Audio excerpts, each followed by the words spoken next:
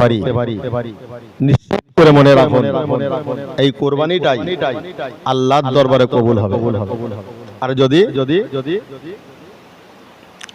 মেয়ে জামাই আছে কোরবানি না করলে কেমন দেখায়, তারা এসে কি খাবে, এই নিয়েতে যদি কোরবানি করা হয়, এই কোরবানিটা কখনো আল্লাহর দরবারে কবুল হবে না। ঠিক বললাম না ভুল বললাম? জি, তাহলে একটা কথা ভালো করে মাথায় রাখুন, সর্বক্ষণ আমাদের নিয়ত রাখতে হবে যে আল্লাহর সন্তুষ্টির জন্য কোরবানি করলাম।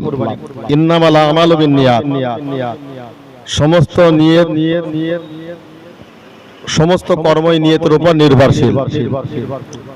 যেটা আপনি নিয়ত করবেন সেটাই আপনার হবে। এই জন্য নিয়তটাকে আমাদের আগে সঠিক করতে হবে। আল্লাহর বান্দা মনে রাখুন,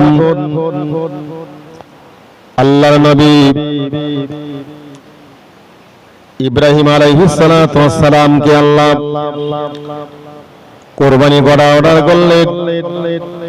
আমার নবী ইব্রাহিম, আপনি মনে রাখুন, আপনার সবচাইতে প্রিয়, যাকে আপনি বেশি পরিমাণে ভালোবাসেন, পছন্দ করেন, যাকে আপনি বেশি পরিমাণে মহব্বত করেন, আমার নবী ইব্রাহিম, সেটাকে আপনি কোরবানি করুন।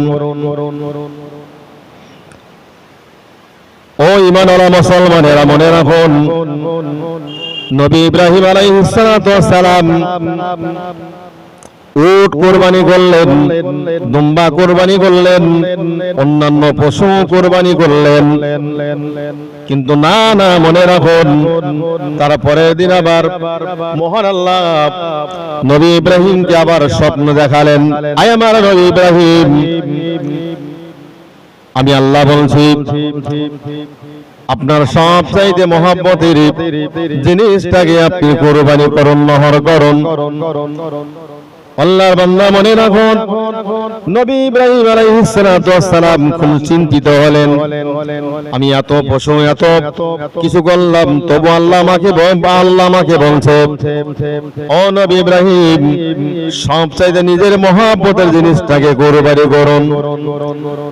আল্লাহর বান্দা আপনি মনে রাখুন, নবী ইব্রাহিম আলাইহিস সালাতু ওয়াস সালাম তখন তিনি মনে মনে চিন্তা করলেন, আমার সবচাইতে মহব্বতের জিনিস হলো আমার বেটা, আমার সন্তান ইসমাইল আলাইহিস সালাতু ওয়াস সালাম।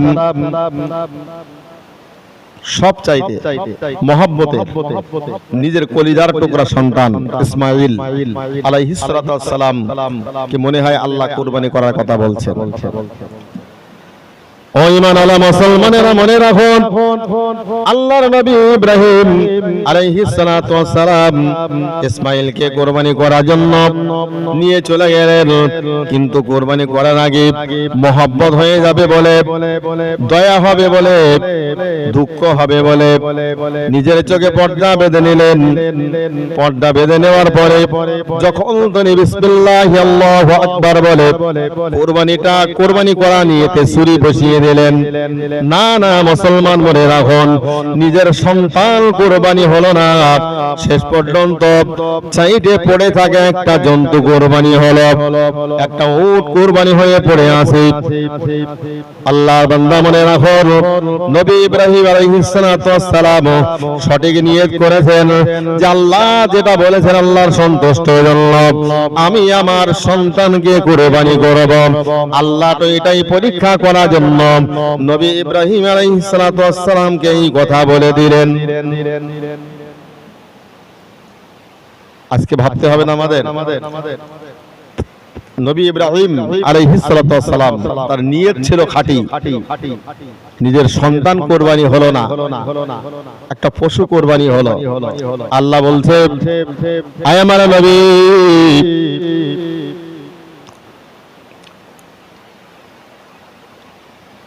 ইব্রাহিম আলাইহিস সালাতু ওয়াস সালামকে আল্লাহ বললেন, আয় আমার নবী ইব্রাহিম মনে রাখুন, আমি আল্লাহ পরীক্ষা করার জন্য এই কথাটি বলে দিলাম।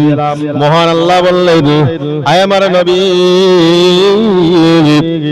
ইসমাঈল ইব্রাহিম, আমার পরীক্ষায় আপনি পাশ করে গেছেন। জোরে বলুন সুবহানাল্লাহ।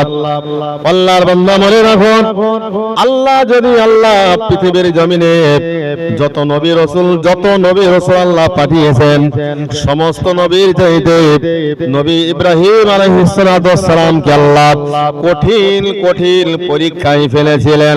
কিন্তু মহান আল্লাহ আবার নবী ইব্রাহিম আলাইহিস সালামের ওই কঠিন কঠিন পরীক্ষা থেকে আল্লাহ আবার পাশ করিয়ে নিয়েছিলেন।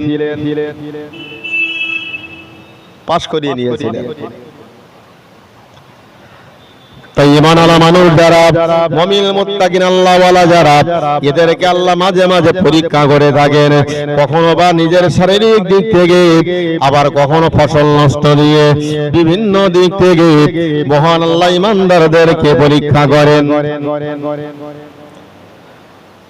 আল্লাহর বান্দা আপনি মনে রাখুন, তাই মহান আল্লাহ কোরআন শরীফের ভিতরে স্পষ্ট করে বলে দিলেন, قد أفلح من زكاها وقد خاب من دساها। আল্লাহ বললেন যে আমার বান্দা বান্দি তার নিজের অন্তরটাকে ইবাদত করার মাধ্যমে তার অন্তরটাকে আয়নার মতো পরিষ্কার পরিচ্ছন্ন স্বচ্ছ করতে পেরেছেন, সেই তো আমার দরবারে সফলতা অর্জন করতে পেরেছেন। জোরে বলুন সুবহানাল্লাহ। আল্লাহর বান্দা মনে রাখুন, ওয়াকাদ খাবা মান দাসাহা। আবার তারপরে আমার আল্লাহ বললেন যে আমার বান্দা বান্দিটি, যে আমার ইমানদারিনী যারা ইবাদত করার মাধ্যমে তাদের অন্তরটাকে পরিষ্কার পরিচ্ছন্ন করতে পারলো না, আয়নার মতো স্বচ্ছ করতে পারলো না, ওই আমার বান্দা বান্দি আমার দরবারে সফলতা অর্জন করতে পারেনি।